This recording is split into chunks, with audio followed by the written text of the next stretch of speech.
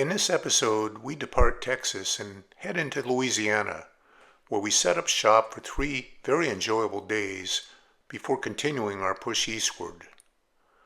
Hi, I'm Dave Atkinson, and welcome to Life on the Strait. Thank you for watching, and if you'd like to follow our 2-year journey as it unfolds, please consider subscribing, which is free. Our destination was Cajun Palms RV Resort in Breaux Bridge, Louisiana, just a few miles east of Lafayette. The drive was close to 200 miles, and like the day before, it was Interstate 10 the entire way.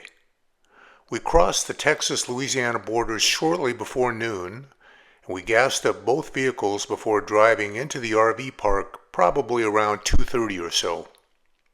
This would be a short 3-night stay, but it would turn out to be one of the more memorable times of our adventure. Cajun Palms was a quote-unquote destination resort for RVers. Huge, spacious sites, chock full of amenities such as 3 swimming pools, 2 water slides, indoor theater, etc., and ranked in the top 10 nationwide resorts that RVers preferred. It looked like a golf cart convention when we arrived, and not just utilitarian carts, but custom decked out carts with mag wheels, custom paint jobs, LSU was a big theme, and loud stereos. The park was hosting a Jambalaya cook-off, and a $5 donation per person allowed us to sample food from 25 different cooks, give or take. We filled out a card to vote for each one after we had a sample bowl, and truth be told, we could hardly take another bite as we got closer to the final entry. It was funny walking around and talking with the jambalaya cooks and customers. "Y'all ain't from around here," was a common refrain. "We're from Washington," I said. "Washington? Well, here's a bullet for Obama if you ever see him." Washington State, not Washington, D.C. This was not a crowd that voted for Democrats. It was a very friendly crowd, however, and we just fit in naturally with everyone else. The custom golf carts were going around with country music playing at all hours of the day and night until they finally headed out over the next 2 days.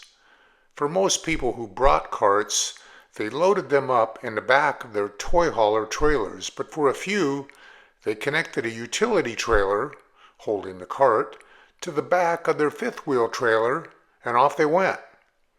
We had never seen a trailer behind the trailer before, but it was apparently legal in Louisiana. We went into Walmart the next day to pick up some groceries and get some clip-on sunglasses for me, and then continued over to Lake Martin to see some alligators. Cypress Island Preserve is a nature conservancy property and is on the south end of the lake. It consists of 9,500 acres of swamps and hardwood forests, and it has a boardwalk above the water along with a visitor center.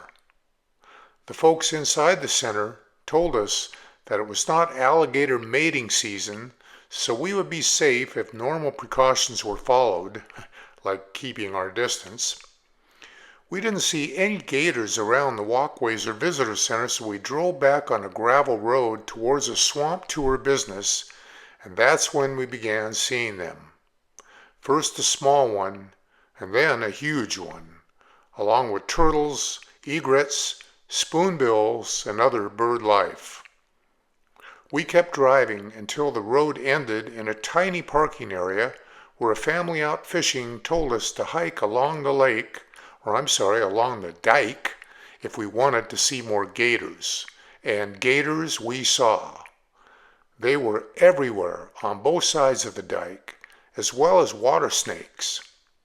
Cottonmouth snakes, also known as water moccasins, were common venomous snakes in the area, but there were other non-venomous snakes as well. Not knowing which were which, we just kept our distance. We came upon some boys hassling a snake with a stick. The The snake was all wound around some branches and sticks next to the water, and they said that it was a cottonmouth. We came upon a guy fishing in a boat just offshore, so we talked to him about the gators. He said that he's had gators rest their head on his swim step as he hauled them around the swamp using his boat's trolling motor. We looked out and saw gators resting with their heads out of the water on a log, sharing it with a couple of turtles. As we walked back to the car, there were people just sitting in the weeds and grass on the shore, tossing their bobbers out into the lake to fish. A snake approached one of them, and we warned them about it. They just nonchalantly looked at it and kept fishing.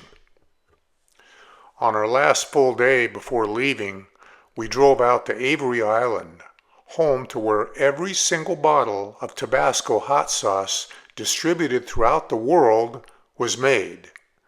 We had to pay a whopping $1 toll to cross a bridge over to the island. They used to grow the peppers exclusively on Avery Island as well, but they later branched out to different parts of the country so that bad weather in one part of the country wouldn't curtail production. On the day we toured the factory, an Airstream RV club had also arrived and was gathered with us in the tour staging area. Amy was wearing a t-shirt from the RV campground we stayed at in Coos Bay, Oregon, and the back of the shirt had an Airstream trailer graphic on top. An elderly woman named Claire, if memory serves, asked Amy if she was part of the Airstream group, and that led to many minutes of conversation with her. Claire was well into her 80s, but as slim and fit as one could be for that age. She and her husband used to travel with the Airstream Club, but his health suffered to the point where Claire did all the driving. Then he died, and Claire kept traveling, eventually marrying another man in the same club. She sold her smaller Airstream so they could travel in his larger one, but later he died as well. So now it was just her, and other members of her club helped to get her trailer all set up wherever they ended up at. Just about every place we mentioned we had been, so had she. We asked her what her favorite place had been. She didn't have an answer because she hadn't seen it yet. The wheels on the trailer are round and they're meant to roll, was her mantra. Claire said that she had kids, but she hadn't been home to see them for years. Just too much traveling to do. What a remarkable, spirited woman. After the factory tour, we walked over to the Tabasco Country Store, a huge gift shop containing all things Tabasco. We had Tabasco ice cream, Tabasco Coca-Cola, Tabasco chocolate, and we got to taste several variations of Tabasco, some which had aged for years. We had no idea just how many flavors and ages of sauce this place produced. I bought a gift assortment from my good friend George, who I used to work with at the phone company, and we later shipped it off to him. It contained the following types: standard, green pepper sauce, garlic pepper sauce, habanero sauce, chipotle sauce, sweet and spicy sauce, and buffalo sauce.